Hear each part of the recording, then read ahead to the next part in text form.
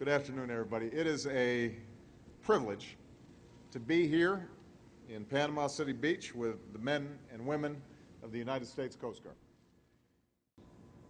I also want to point out that as a result of the cleanup effort, beaches all along the Gulf Coast are clean, they are safe, and they are open for business. That's one of the reasons Michelle, Sasha, and I are here. I am Bob Naiman, N-A-M-A-N. I'm an analytical chemist at ACT Laboratory in Mobile, Alabama. The methodology is simple. The sample is extracted with an organic solvent. The solvent gets analyzed for the presence of petroleum hydrocarbons, and a total number develops. You actually know what the total amount in that sample are. We did find petroleum hydrocarbons at high levels in the samples from the Gulf. The levels that we found in the Orange Beach water sample in the surf indicated a concentration of 8 parts per million. And at that level, I would not recommend anyone swimming in that water. If people get out of water with 8 parts per million and they've got skin that's itchy and burning, then it's probably because of the oil that's causing that. For the most part, the water looks okay. While it may be tempting to take a quick dip, you may think twice after seeing this report. It's a News 5 investigation testing the waters.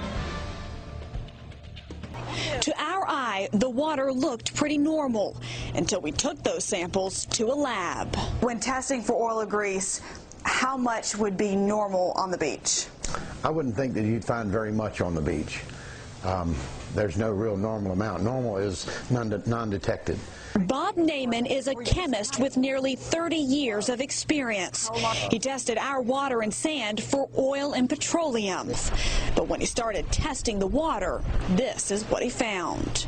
The first sample, taken just off Katrina Key, tested positive for more than 3 times that, 16 parts per million of oil and petroleum.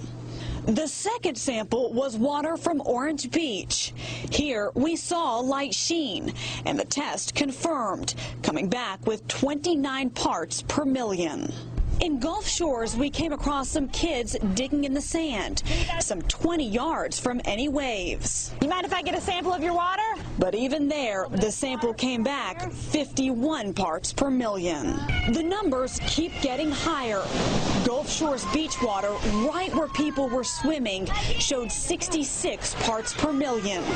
And the sand, where beachgoers are walking, has 211 parts per million. The sixth sample was a spot in Orange Beach where, again, we found kids playing. And we found our highest content of oil and petroleum, 221 parts per million. But the tests didn't stop there.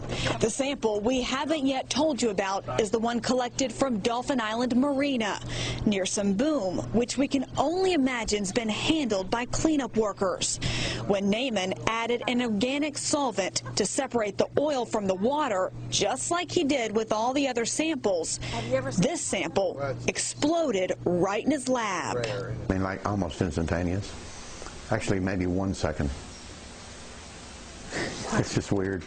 The results surprised even our chemist. We think that it most likely happened due to the presence of either methanol or methane gas, or the presence of the dispersant corrects it. Unfortunately, the sample was destroyed in the explosion, so we'll have to get more and do a different kind of test to get to the bottom of what's in it. We did find petroleum hydrocarbons at high levels in the samples from the Gulf. The levels that we found in the Orange Beach water sample in the surf indicated a concentration of 8 parts per million. And at that level, I would not recommend anyone swimming in that water. As a result of the massive cleanup operation that's already taken place, a recent report by our top scientists found that the majority of oil has now evaporated or dispersed, or it's been burned, skimmed, or recovered from the wellhead. And the dispersed oil is in the process of degrading. Good evening. We're going to begin here tonight in the Gulf of Mexico, specifically with a reality check on just how much of the oil released into the water from that BP Deepwater Horizon well is still there. As you may know, the government's been reporting that only about 25% of the oil from that spill remains. But is that at all accurate? And in plain English, did anybody really think 90 days worth of crude oil was just somehow slowly vanishing? The vast majority of the oil has either evaporated or been burned, skimmed, and recovered from the wellhead or dispersed. And that leaves, 70 to 79%. But today, researchers from the University of Georgia say their calculations don't support that conclusion, in part because they claim oil doesn't break down that fast. The idea that 75% of the oil is gone and is of no further concern to the environment is just absolutely incorrect. The Georgia group insists more than half the oil spilled, from 2.9 to 3.2 million barrels, is still in the Gulf, far more than the nearly 1.3 million barrels the government estimates. So where is the oil? Researchers from the University of South Florida say they found some of it in microscopic droplets underneath the surface and on the floor of the Gulf, in far larger quantities than anticipated and in an area they didn't expect. We were surprised at how far east the oil had gotten, because this was about 40 miles from the Pensacola area. Even though you can't see it, the unseen oil is still a threat. These are all identified. Researcher Bob Kibler found benzene levels of up to 1,000 times higher than allowed in the mud of Louisiana's Four Bayou Pass, an area that nurtures a variety of living creatures. Things such as the small plankton, the small bacteria that are taken up by the oysters, that are taken up by the shrimp, and eventually work their way up the food chain. And that's what concerns both independent scientists and the government alike, that no matter how you calculate the oil budget, that the true impact of this spill won't be known for years to come.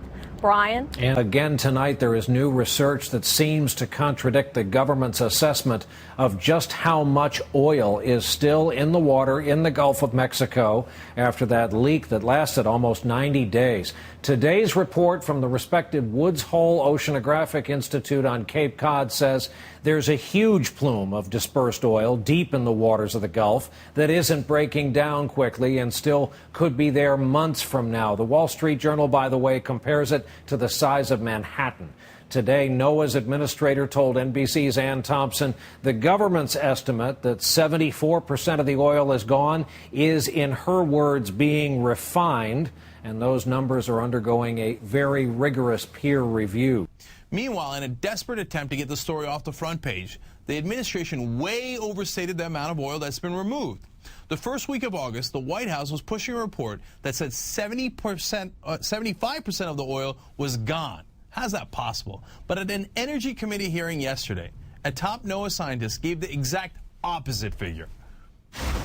How much oil was actually discharged into the Gulf? The best estimate to date would be 4.1 million barrels, plus or minus 10%.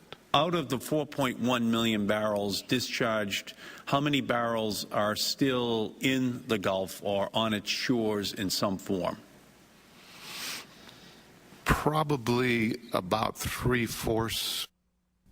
The administration, Jake, wants this to go away. They want it off the front page. They're willing to do anything with it. Whatever Feinberg can do to make this move from the front page, they seem to be willing to go for. As a matter of fact, when they had Carol Browner show up in front of Congress and make the statement that, hey, 3/4 of this is gone, they knew it wasn't gone. Our scientists told them it wasn't gone. They knew they didn't have the documentation. They knew that the science was woefully incomplete. They knew that, but they were so anxious to make this whole thing go away that they were willing to lie to the American public. Think about this, Cenk. Here's where it all ties in. You asked yourself, why would they do that? They did it because they want to add credibility to the idea that this $20 billion is going to be enough to pay for everybody. We know that's not true. We know it's about an $80 billion deal. But if they can make this go away and say all the oil's gone, the 22 miles that you talked about of oil that is 22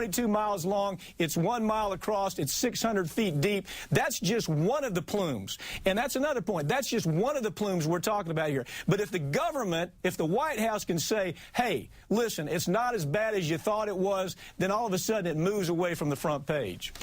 We did find petroleum hydrocarbons at high levels in the samples from the Gulf. The levels that we found in the Orange Beach water sample in the surf indicated a concentration of 8 parts per million. And at that level, I would not recommend anyone swimming in that water.